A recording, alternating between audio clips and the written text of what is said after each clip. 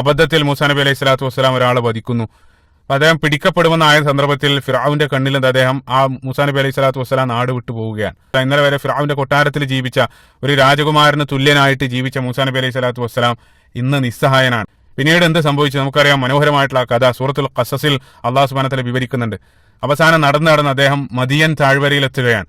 മദിയൻ താഴ്വരയിൽ എത്തിയ സന്ദർഭത്തിൽ അവിടെ വിചിത്രമായിട്ടുള്ളൊരു കാഴ്ച മൂസാ നബി അലൈഹി സ്വലാത്തു വസ്സലാം കാണുകയാണ്. 2 സ്ത്രീകൾ വെള്ളമെടുക്കാൻ വേണ്ടി കിണറ്റിന് മുമ്പിൽ നിൽക്കുന്നു. അവിടെ കുറെ പുരുഷന്മാരുണ്ട്. ആ സ്ത്രീകളൊക്കെ ആ പുരുഷന്മാർ വെള്ളമെടുക്കാനുള്ള അവസരം നൽകുന്നില്ല.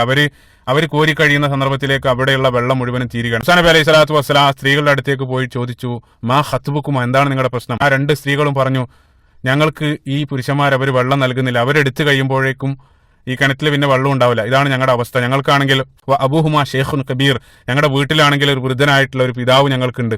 തന്റെ ആ ഒരു അവസ്ഥയിൽ അല്ലെങ്കിൽ നിസ്സഹായ അവസ്ഥയിൽ പോലും മൂസാ നബി അലൈഹി സ്വലാത്തു വസ്സലാം തനിക്ക് കഴിയുന്ന വിധം മറ്റൊരാളെ സഹായിക്കാൻ ഒരുങ്ങുകയാണ്.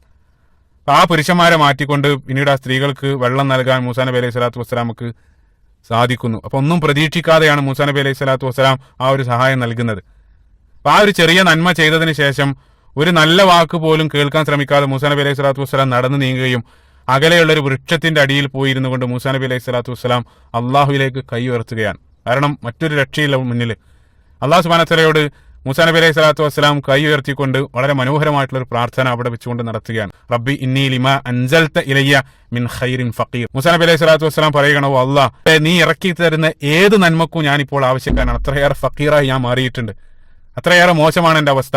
എന്തെങ്കിലും ഒരു സഹായം അള്ളാഹുവെ നീ ഇറക്കി തരണം. അടുത്ത ആയത്തിൽ നമ്മൾ കാണും, പ്രാർത്ഥിച്ച് കൈ താഴ്ത്തിയ ഉടൻ തന്നെ നേരത്തെ സഹായിച്ച സ്ത്രീകളിൽ മൂസാ നബി അലൈഹി സ്വലാത്തു വസ്സലാം ഒന്നും പ്രതീക്ഷിച്ചുകൊണ്ടായിരുന്നില്ല സഹായിച്ചത്. പക്ഷേ അള്ളാഹു സുബ്ഹാനഹു വ തആലയുടെ സഹായം ആ രൂപത്തിലാണ് എത്തുന്നത്.